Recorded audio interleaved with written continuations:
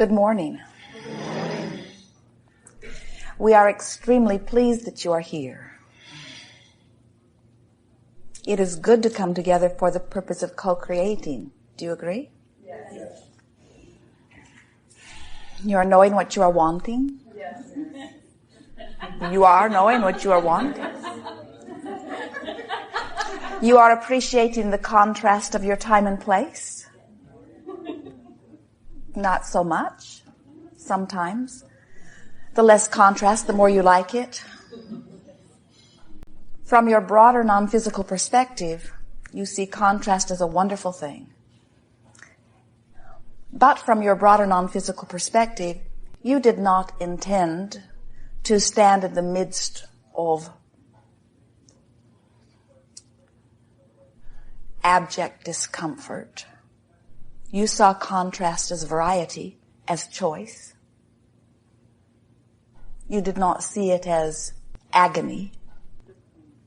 And while contrast to ecstasy may be agony, you said, I will go forth, and by what I selectively sift to focus upon, what I selectively choose to be the reason for my vibrational offering, I expect, you said, that law of attraction will for the most part match me up with good feeling things. You did not say, I'll go forth and torture myself into success. Because from your broader non-physical perspective, you understand that success does not come from that which is uncomfortable. You know that source energy, pure positive energy, is the energy of well-being. It's the energy of good feeling. It's the energy of love. It's the energy of appreciation. And you knew that that was, by your standards then, by your inner being standards now, the epitome of success. If you let joy be your standard, then you will always be in alignment with your source. If you let anything else be your standard, like growth or struggle, then you may find yourself in vibrational alignment with that which is not in harmony with who you really are. You are in your physical body's extension of source energy. And the more you are in alignment with that source energy, the better you feel. The more you are in alignment with that source energy, the more of that which you would call positive emotion is your experience. So as you are paying attention to the way you feel and always reaching for thoughts that feel good, then you are in vibrational harmony with that which is your source. And if we were standing in your physical shoes, that would be our dominant intent. We would seek first to be in alignment with who we really are.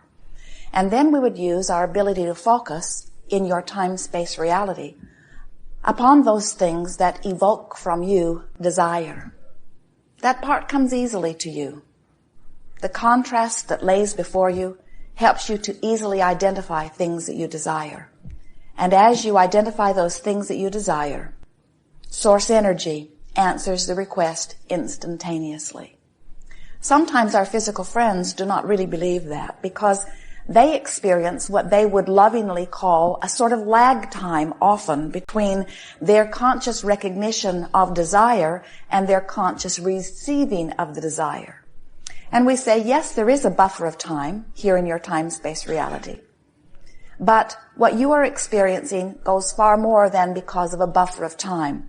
What you are experiencing, if you have identified that you desire something and it is not easily and speedily coming to you, you have a vibrational inconsistency. In other words, you have a desire that carries one vibrational reading and a habit of offering vibration that is quite different from that. Some may say to you, your desires and your beliefs aren't matching up. And those would be perfect words. That's what we'll be talking about here today. We're going to show you how by choosing thoughts that maybe have nothing to do with what you're living, but have everything to do with what you would like to live, how you can choose a little snatch of something and use it to focus upon, and in doing so, maybe it might only be 5 or 10 or 15 seconds, you achieve vibrational harmony with a little piece of what you want, And you practice that and practice that and practice that and practice that until it does not feel so foreign. In other words, it begins to feel more and more normal to you. Until it is normal to you, your life will pretty much be over here.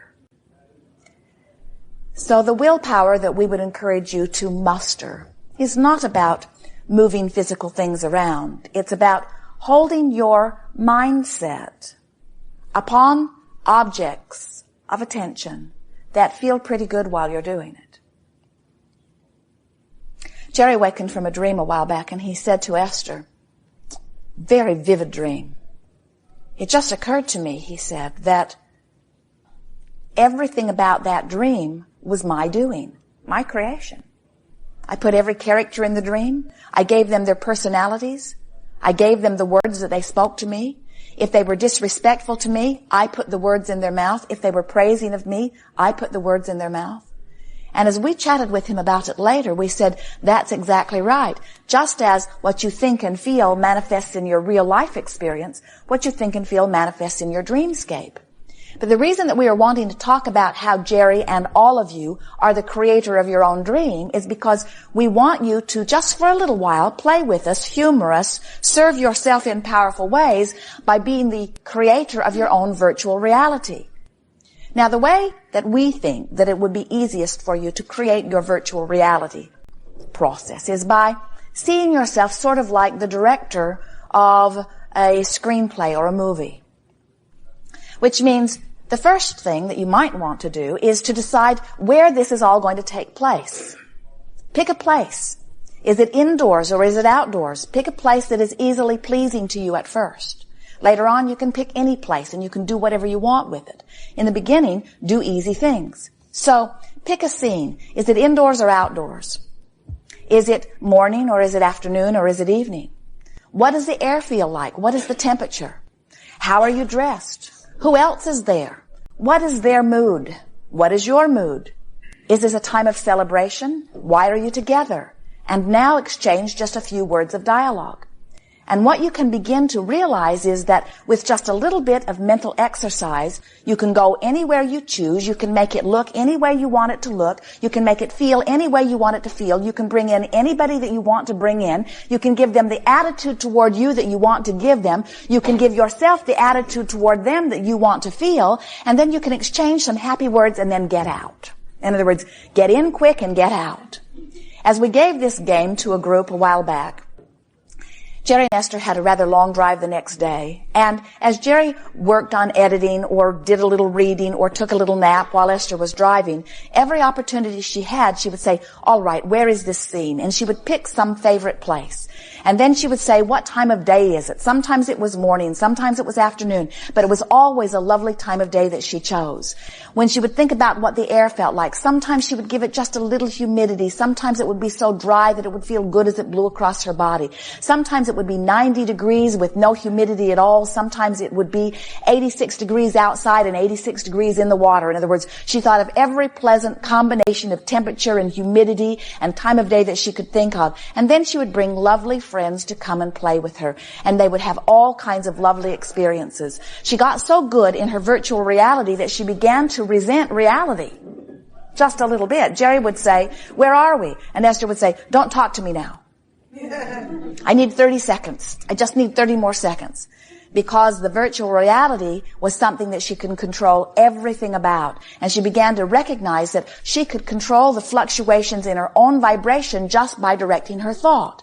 That's what we want you to begin to understand, because the universe does not know why your vibration is what it is in any moment. In other words, you could be riddled with all kinds of diseases. The doctors could have pronounced you disease-ridden yesterday, and today you could be driving down the highway like Esther is in the monster bus in some sort of fantasy virtual reality, and there would be no representation of any disease within your body. And if you could maintain that more than you maintain your awareness of the disease could not remain in your body. It's only there because somehow, without knowing it, you have chosen thoughts that are a vibrational match to it. You get a sense of it?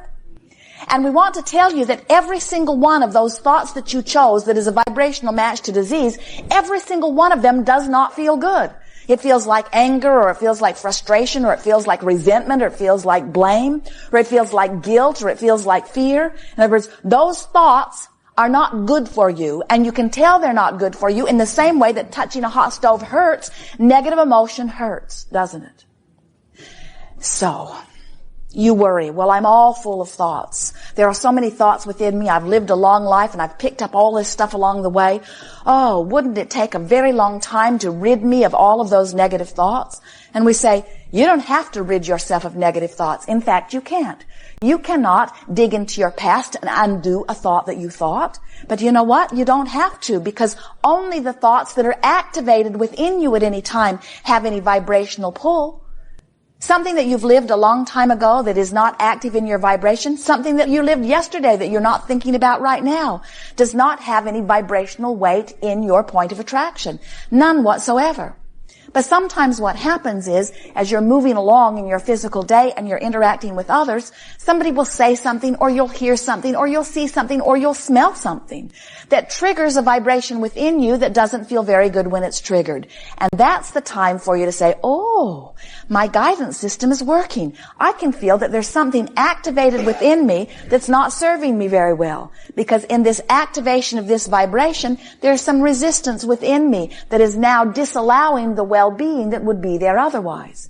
So that's when you choose a thought that feels better.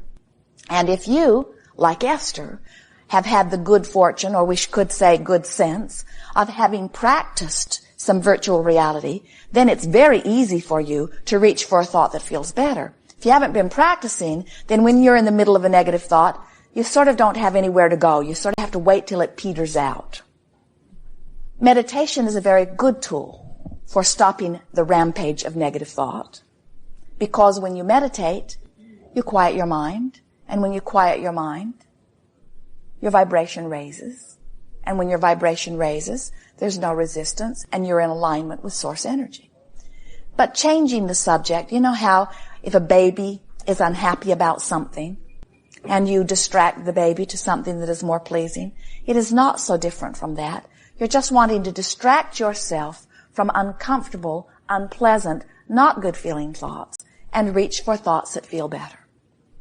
We think that many of you do not realize the magnitude of the importance of this. But we say to you, if you harbor negative thoughts because they feel normal to you, in time, the representation of those negative thoughts will become greater than the initial negative emotion. In other words, if you've got some negative thoughts going on and you're not really aware of, or you're willing to endure them or tolerate them, don't worry, they'll get bigger. Law of attraction says that they must. And then the resistance gets bigger too. And when there is more resistance within you, then there is a greater toll on your physical body, until greater manifestations that are not pleasing to you begin to occur.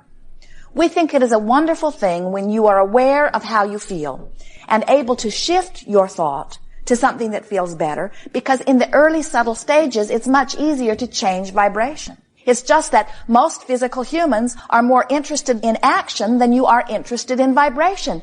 And it's a sort of screwy way of looking about it, because vibration is everything to you. The way you are vibrating equals your point of attraction. Everything comes to you. You are a veritable magnet calling to you everything that you are feeling. So if you are feeling mistreated, people mistreat you everywhere. If you are feeling uncared for, nobody cares for you. Jerry and Esther saw a little piece of a television special a day or two ago, and it was people who had been very famous for a short period of time and now were not in the limelight anymore.